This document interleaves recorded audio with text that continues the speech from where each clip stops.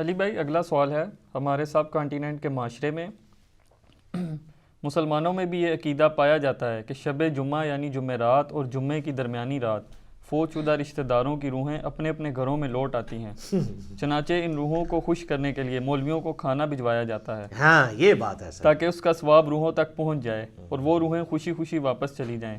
Please اس حوالے سے کوئی شرعی دلیل ہو تو بیان فرما دیں۔ شرعی دلیل شریعت کا ایسے کیا لینا دینا میرے بھائی، یہ تو بابوں کی کہانی ہے۔ ہم اس پہ ہی کہیں گے، پہلے تو وہی عرض کریں گے کہ مرنے سے پہلے اے مسلمان کر لے اس پہ غور، کتابوں کا خدا اور ہے، بابوں کا خدا اور یہ تو ایک لائٹر موڈ میں نے بات کی۔ سورہ بنی اسرائیل کی آیت نمبر 36 ہے، جو 10 کمانڈمنٹس آئی ہیں ان میں سے 9th کمانڈ ہے، وَلَا تَقْفُ مَا لَيْسَ لَكَ بِهِ عِلْمٌ ان السمع والبصر والفؤاد کل اولئک کان عنہ مسئولا۔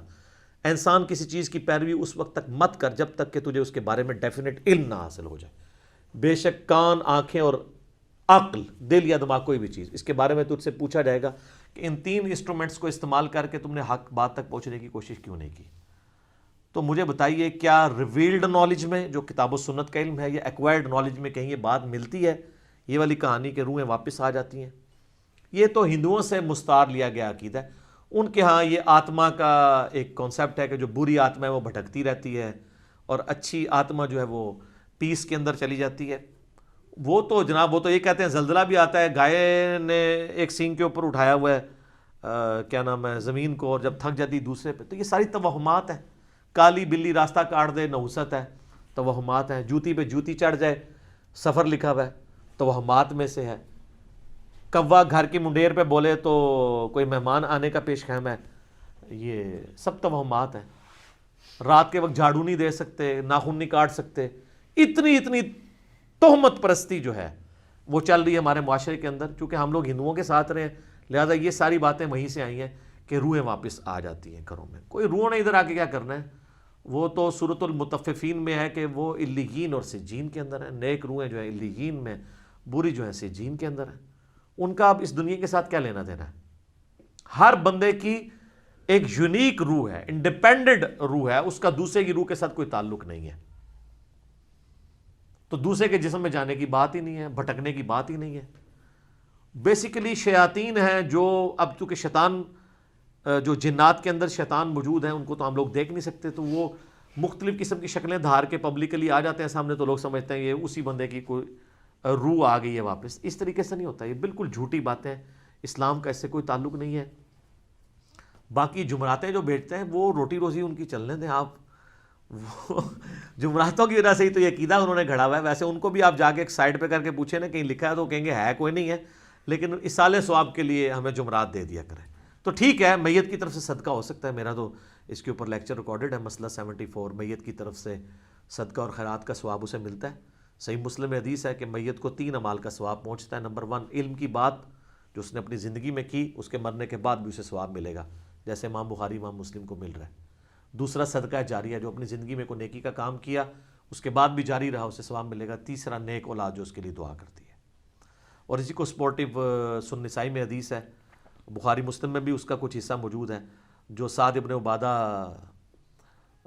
سفر میں تھے تو ان کی ماں پیچھے سے فوت ہوگی، ان کا یا رسول اللہ میرا ارادہ ہے کہ میں اس کی طرف سے صدقہ کروں تو اسے ثواب ملے گا۔ آپ نے فرمایا ہاں، تو انہوں نے کنواں کھدوا دیا اور اس کا نام ہی پڑ گیا، یہ ام سعد کا کنواں ہے۔ تو وہ صدقہ اور خیرات کریں، مولویوں کی روٹی روزی لگا کے رکھیں، لیکن باقی ان سے زیادہ حقدار آپ کے غریب رشتہ دار ہیں، غریب ہمسائے ہیں۔ مولوی تو یقین کریں آلموسٹ روزانہ ہی چھوٹا گوشت کھا رہے ہوتے ہیں، وہاں لوگ بکرے دے کے جاتے ہیں۔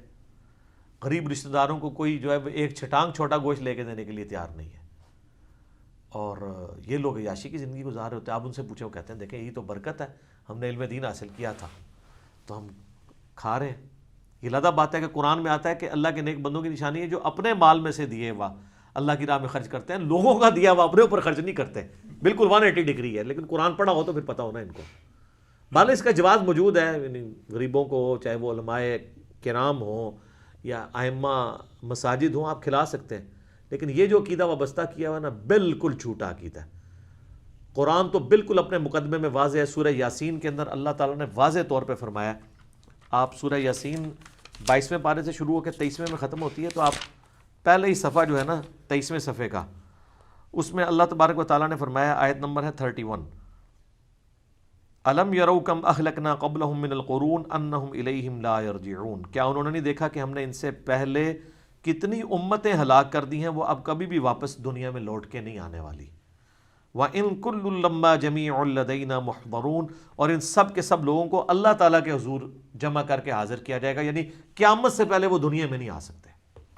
اور جناب جو سورۃ الواقعہ کی رکت انگیز آیات ہے نا، سورۃ الواقعہ پارہ نمبر 27 میں بالکل اینڈ پہ جا کے سیکنڈ لاسٹ سورت آتی ہے، اس میں اللہ تبارک و تعالیٰ نے اس ٹروتھ کو ریویل کیا ہے۔ اللہ تعالیٰ فرماتا ہے فلولا اذا بلغت الحلقوم، تو کیوں نہیں ہوتا کہ جب روح جو ہے وہ گلے میں جا کے اٹک جاتی ہے، یعنی کسی کی موت کا وقت آ جاتا ہے، نزع کا وقت،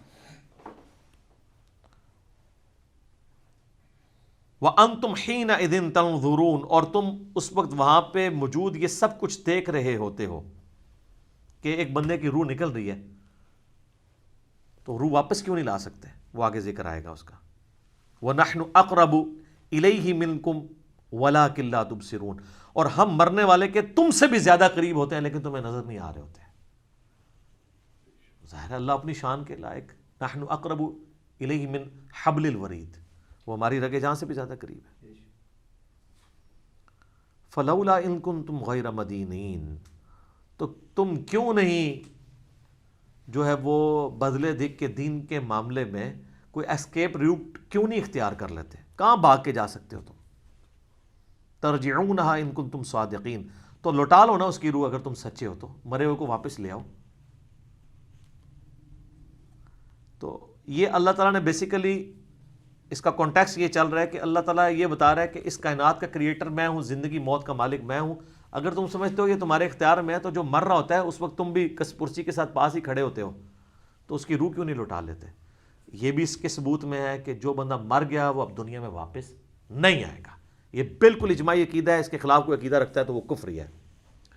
البتہ صحیح بخاری اور صحیح مسلم میں اشارتاً موجود ہے روح کا لوٹنا اس حوالے سے کہ وہ قبر کے اندر، جیسا کہ برزخی معاملہ ہے، ہمیں نہیں پتا کہ جب مردے کو دفنا کے جاتے ہیں تو وہ جانے والوں کے قدموں کی آہٹ بھی سنتا ہے، تاکہ اس کی حسرت میں اضافہ ہو اگر بدکار ہے، اور نیکوکار ہے تو وہ خوش ہو جائے کہ میں اپنے مال اپنے ساتھ لے کے آیا تھا۔ وہ تو بخاری میں آتا ہے میت اپنی چارپائی پہ کلام کرتی ہے دفنانے سے پہلے، جن و انس کے سوا ساری مخلوقات سنتی ہے، کیونکہ وہ مکلف ہے نا، شریعت کے مکلف ہے نا، اور اگر یہ سن لیں تو بے ہوش ہو جائیں۔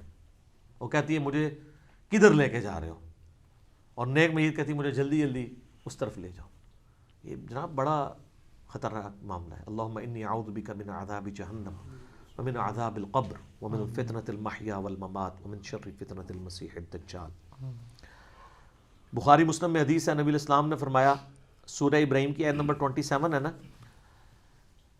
یثبت اللہ الذین آمنوا بالقول الثابت فی الحیاۃ الدنیا وفی الآخرہ، کہ اللہ تعالیٰ اہل ایمان کو دنیا کی زندگی میں بھی اس قول پر ثابت قدم رکھتا ہے اور آخرت کی زندگی میں بھی۔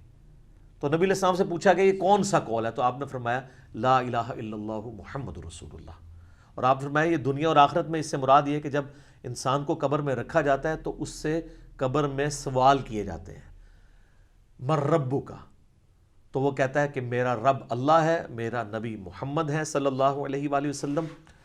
اور پھر نبی الاسلام نے یہ آیت پڑھ کے کہا کہ یہ قرآن میں بھی اس بات کا ثبوت ہے کہ اللہ تعالیٰ اسے ثابت قدم رکھتا ہے قبر کے سوالات کے اندر۔ تو قبر کے اندر جو اس سے سوال کیے جاتے ہیں، وہ جو روح کا لوٹنا ہے وہ برزخی ہے، وہ دنیا میں نہیں آ رہی ہوتی، نہ اس کو کوئی کیمرہ لگا کے آبزرو کر سکتا ہے، یہ بھی ذرا ذہن میں رکھیے گا، کوئی آبزرو بھی نہیں کر سکتا، فرشتوں کو آبزرو نہیں کر سکتا۔ کیمرے یا یہ فزیکل ورلڈ کی چیزیں فزیکل انسٹرومنٹ سے آبزرو ہو سکتی ہیں، جو عالم برزخ کی چیزیں ہیں وہ آبزرو نہیں ہو سکتی ہیں۔ پھر بخاری مسلم میں حدیث ہے، نبی علیہ السلام نے فرمایا کہ قبر میں میرے بارے میں بھی پوچھا جاتا ہے، ما کنت تقول فی ھذا الرجل، اس مرد کے بارے میں تو کیا کہا کرتا تھا؟ وہ کہتا نہیں حضور دکھائے جاتے ہیں نا قبر میں، نہ، ابو داؤد میں الفاظ ہے الذی بعث فیکم، ہم اس مرد کی بات کر رہے ہیں جو تم میں مبعوث ہوا تھا۔